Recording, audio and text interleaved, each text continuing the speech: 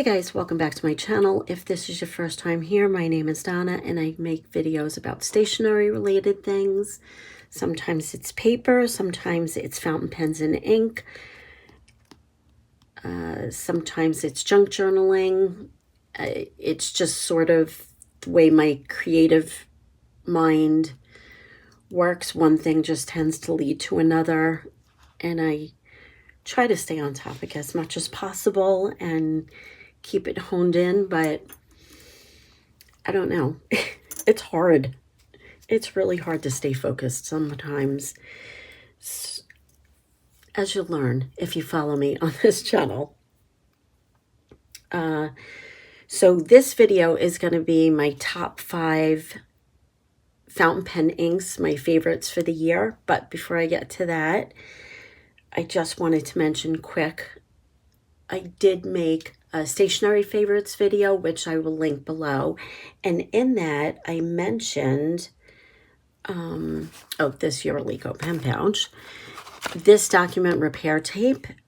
And the reason I wanted to bring this up is because the last video that I did was about making your own stamps for journaling. And that's this little basket right here. And I know some people are concerned sometimes with stamping, especially if you use like Tomoe paper, the Tomoe River paper, because it's thin and it tends to ghost a little bit with, well, it ghosts. And with inks, if you use too heavy a hand or too dark of an ink, you can get some of that. And one way to eliminate that is to create a barrier between the paper. So I use either sticker sheets, like the Avery. I purchased these. And as much as I'd love to buy stickers from small shop owners, it can get expensive, and I can't buy all the stationery supplies and the pens and the ink and the stickers. So sometimes I have to cut corners and make my own.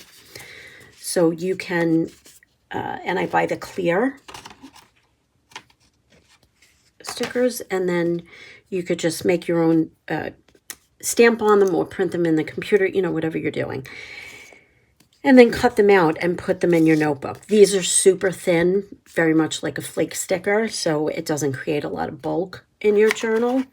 But that's one way to, you know, not get any bleed through from using inks, especially like an archival ink that's pretty heavy and saturated. Or this document repair tape, which is also very, very much like flake stickers. And I'll show you how thin this is.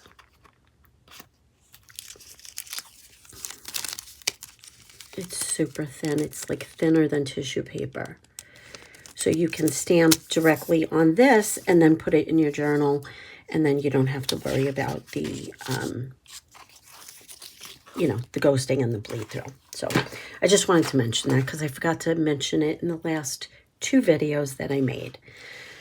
So here we are with my 5 favorite inks for the end of the year, and I saw Serial Nana did this video, and since I already stole her idea about using the vintage cocktail stirrers, I may as well steal this video idea too. So my favorites for 19, yeah, how far back in time are we going? For 2024. And these are in no particular order except for the top one, which I'll save for last. All right, these are in no particular order. Let me just mix them up.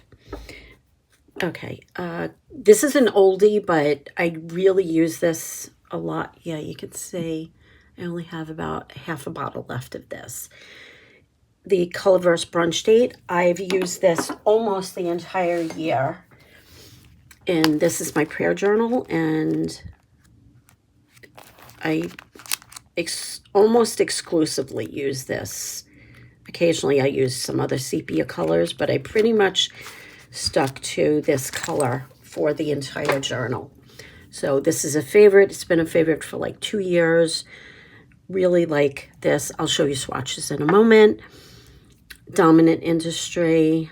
I have 2 colors by them. One is Sunset, and this is Autumn Forest. And it's just a green with really pretty pink and yellow gold shimmers to it. Dries very pretty. This is Wearingeul Song of the Reed or the Song of Reed. I always get the name wrong. But it's a really pretty, like, wheat color, similar to maybe in the family of Diamine Desert Burst. Like, that was my classic for years. And so I love that. And this one, I don't have a lot of blue inks. It's not that I don't like blue, it's just not what I gravitate to generally. I like really earthy, warm tones. So sepia tones, greens, jewel tones, rubies, dark greens, that kind of thing.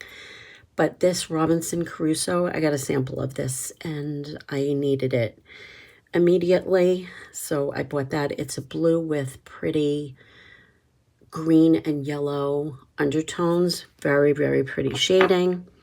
So those are 4 of my favorites, but my top favorite for the year is Troublemaker's Copper Patina. And this ink is like my lifelong obsession. It's everything that surrounds me. It's just my absolute favorite. It's like little touches of things I have around here. This is a gift from a friend. Anything that's patinaed, I love. This ceramic vase, this has like that patina kind of color. The ribbons on one of my journals has that. I have a bunch of those metal frogs that has the copper patina to it. So I'll show you some swatches. And all right, so here's Dominant Industry. I just did like a desert landscape sort of drawing with this.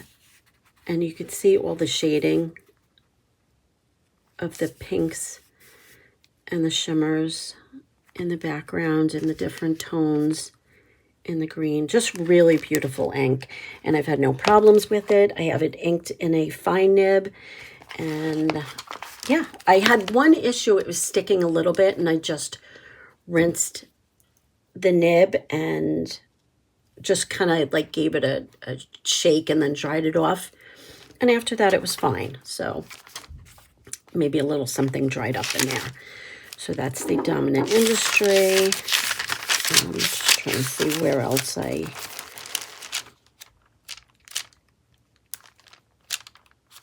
here's the Robinson Crusoe. Beautiful. You can see I don't have any other inks that have this kind of shading in it, and I just love it. So that's the Robinson Crusoe. The Colorverse, well, I'll show you a swatch of that in a second. Here's Wearingeul Song of the Reed. And this one transforms a little bit on different papers. It's deeper on this paper. You can see some of the shading is really different there. And let me see if I have a swatch in this notebook to show you. I think it was this notebook. Maybe it wasn't. I don't want to stand here forever doing this. Shoot, maybe it wasn't. All right, I can't find it. I thought it was in here. Maybe it's in here. Nope, it's not in there either. Okay, don't know where else I swatched it. It was in another notebook. But it can shade a little bit different. a little paler, but I love this color. And I think I swatched this. I think I played with this a few times in this notebook. Let's see where else.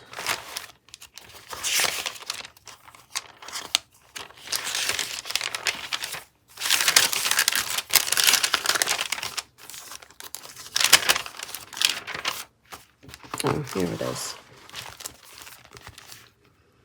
You can see some of the lighter shading here. Just very pretty brown sepia, but like leaning towards mustard a little bit. Pretty. And the other one is, where's my copper patina?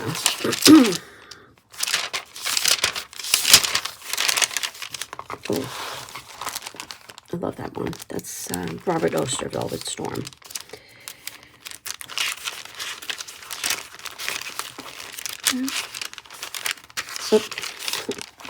Look, here's Song of the Reed again.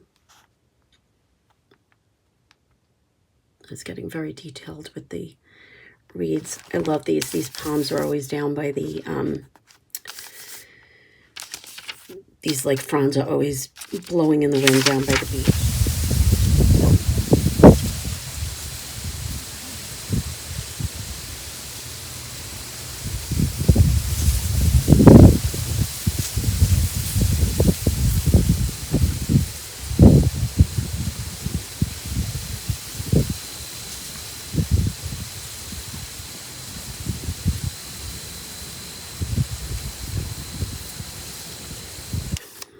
Oh, and here I compared it to KWZ Honey and Diamine Desert Burst. So I was right. It is in that same sort of family. Okay, Copper Patina. Where are we? I know it's in here.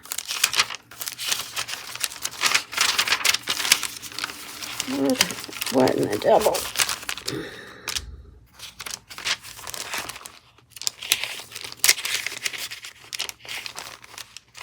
Come on, I know it's in here.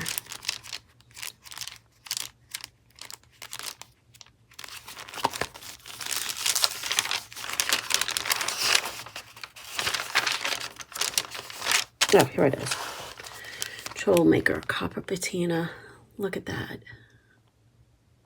Does that say like weathered metal? It is so beautiful. It's such a pretty green too. It's a little bit like Diamine Soft Mint, but then it has this like green gold shimmer in it. So pretty. Really, really pretty. And here is a swatch of all of them together. Somewhere in here. There it is. We have Colorverse Brunch Date, Waringle, Song of the Reed, Autumn Forest, Robinson Crusoe, and Troublemaker, Copper Patina. So that is it for the my favorite top 5 inks for 2024. Thank you for watching. If you're interested, stick around. I'm going to do a few non-stationary favorites just for the heck of it. Just in case you're looking for maybe a last minute gift idea for somebody for the holidays.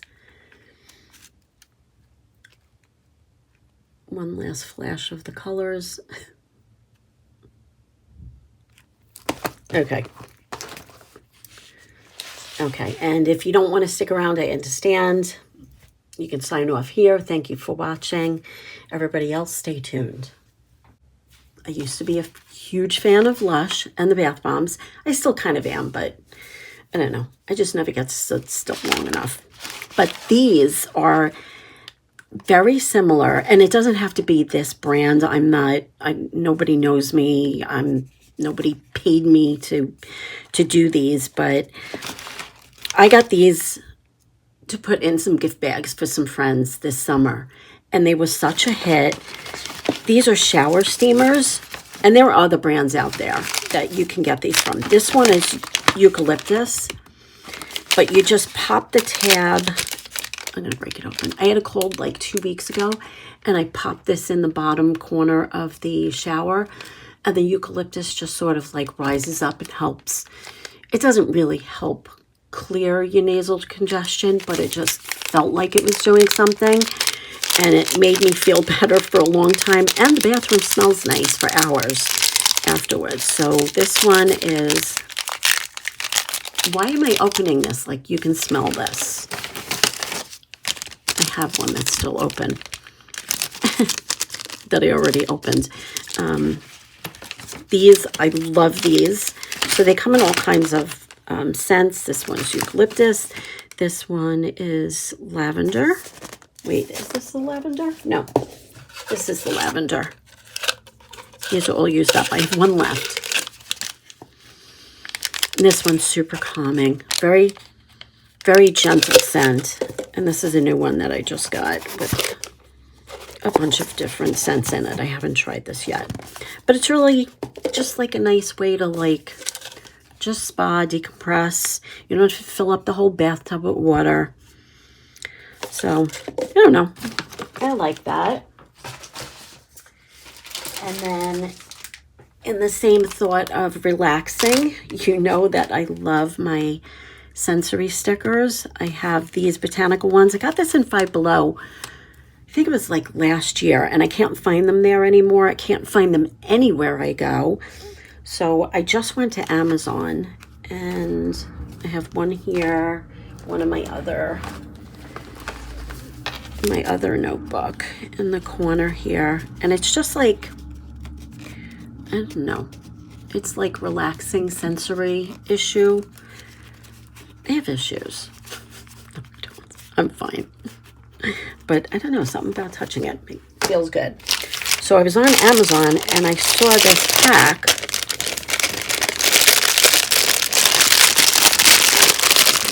I guess I didn't read where it said there was like 50 in there. But I like these because they're all kind of like desert scenes. So I put one, oh, I can't show you because it's on the back of my phone, which is right here. I'll insert a picture.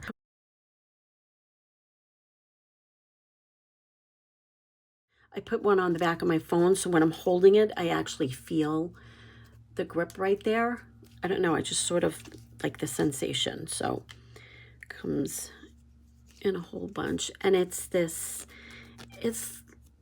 almost like glitter, and that somebody went over it with a layer of glue or something.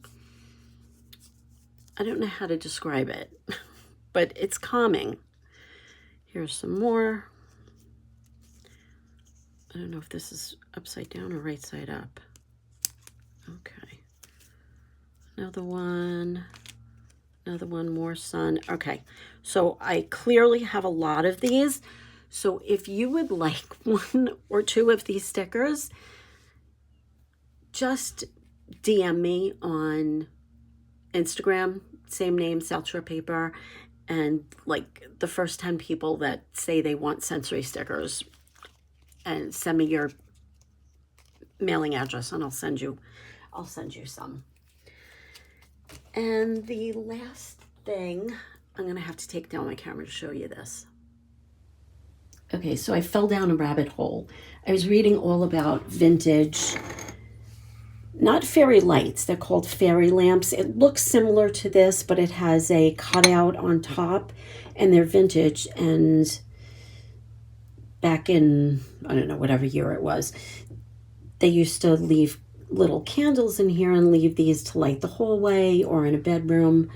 So, you know, if the kids were afraid at night or needed to get up to go use the outhouse or whatever.